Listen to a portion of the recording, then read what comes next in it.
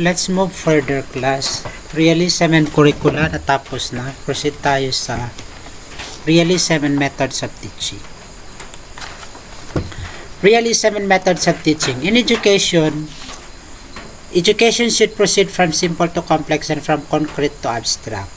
Things before rules and words. Students to be taught to analyze rather than to construct. Vernacular to be the medium of instruction. The order of nature to be sought and followed. And realism sometimes called, as what I have said, being naturalistic in nature. Whatever the students does and the teachers does, he does that particular things as he can, doing their best. The basic words that we can see here is the medium of instruction for the methods of teaching and the realism is vernacular. Okay.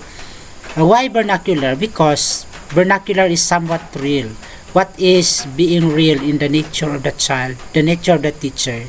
When when you happen to teach in a far-flung areas and majority or dominant or Maguindanao or IPs or whatever, the medium of instruction should be based on their vernacular language. Kasi what is real, that is on realism philosophy. Students to be taught to analyze rather than to construct. Okay. Analyze everything. Pang sabi natin is doing scientific method, step by step. Things before rules and words. Okay. Before conducting the rules, isa-isahin mo na intindihin. They need to identify the nature and functions of that particular objects. Next, realism and the teacher. A teacher should be such that himself is educated and well versed with the customs of belief and rights and duties of people and the trends of all ages and places. Okay? Self-explanatory. He must have full mastery of the knowledge of present life. He must guide the student towards the hard realities of life. He is neither pessimist nor optimist. He must be able to expose children to the problems of life and the world around. Okay. I'd like to discuss further itong sabi natin pessimist and optimist. Pag sabi natin optimistic, yung bang hopeful. Pessimist, something an opposite of hopeful or optimistic. Okay. He must have full mastery of the knowledge of present life. Okay, before the teacher is, sabi kasi natin dito is a reality or sa realism and the teacher.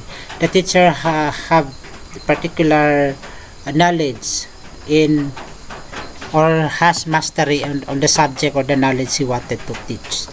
Should be such that himself is educated and well versed on the custom. Okay, self-explanatory.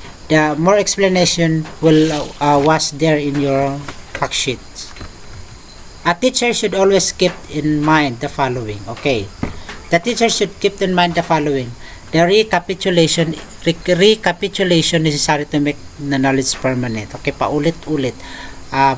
Constant practice makes perfect. One subject should be taught at one time. Okay, no pressure or coercion be brought upon the child. Walang kumbaga pilitan. The practice of cramming should be given up. The uniformity should be the basis principle in all things. Things should be introduced first and then the word. The entire knowledge should be gained after experience. The knowledge should be imparted on the basis of organs. A teacher should always keep in mind, continuation nung kanina, straightforward method should be adapted for teaching. There should be a correlation between utility in daily life and education. The child should be told the utility of whatever is taught. The simple rules should be defined. All the subjects should be taught in proper order. Various organs of education should be taught in chronological order. The topic should not be given up unless the students understand it well. To find out the interest of the child and to teach accordingly. Okay, here in realism, mostly teachers applied the lecture and discussion method, questioning method, self-study method, imitation method, meditation, and concentration method. Here in a particular classroom, teachers teach the lessons comprehensively. Teachers teach the lessons in reality, okay, based on real object. Okay, example.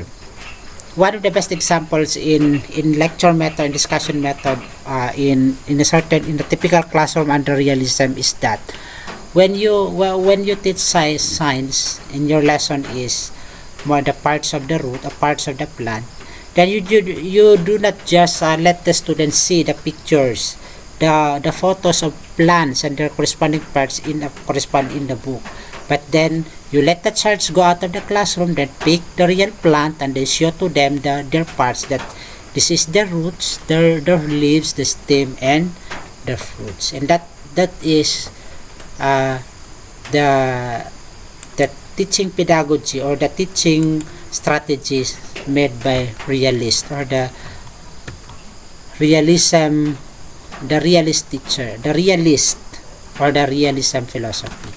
Next, the realism and the child. Realism education recognizes the importance of the child. Okay, that's correct. Okay, child-centered tayo dapat. Child has to be given as much freedom as possible. Okay, the child is to be enabled to proceed on the basis of facts. The child can learn only when he follows the laws of learning. Okay, more discussion tayo dito sa laws of learning. According to Edward D. Thorndike, we have 3 laws of learning. Laws of readiness, exercise, and laws of basta 3 laws of learning. The child is to be understood a creature of the real world. There is no sense in making him a god or perfect. Realism and school organization. School organization would be based on the real needs of society. The opening of science classes in every school is must. Realism does not oppose co-education. It is a natural happening, so it cannot be rejected. School is the major of the society. The methods of teaching according to realism is to abstract from the personality of both the teacher and pupils and allow the fact to speak for them. In the process of presenting facts, the teacher is not expected to express his subjective opinion on the matter. Usually dito, the realism and the school organization should go hand in hand for the total development of a child in a realistic point of view.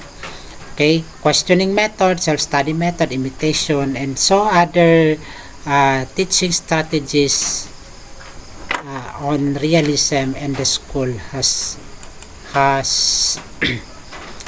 or their main purpose is for the development of the child.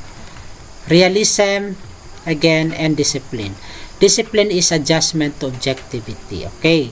When we say discipline is adjustment to objectivity, kapag magdidisiplina ka, dapat be objective. Okay? May basihan to discipline the child. A disciplined student is one who does not withdraw from the cruelties, tyrannies, hardship, and shortcomings pervading the world. Okay? When we say objectivity, yung be objective tayo sa lahat ng ating gagawin. Okay? Doing something, dapat pag gawin mo yun, dapat may objective ka, may reason ka, may basihan ka para ipagawa mo. Particularly in disciplining students. Okay? Next. Online activity 7. Discuss and elaborate and answer the following statement questions comprehensively, 10 points each. Remember to rename the file before uploading. It should be in the Word file format. And deadline will be on Monday noon time. Okay, here's the questions. Number 1. No. Number 1. Number 1 question is, discuss what educational realism looks like in a classroom. Okay. Next, number 2. In realism, the human mind represents the external world but does not duplicate it. I exist, you exist, but some do not know that I exist, that I exist.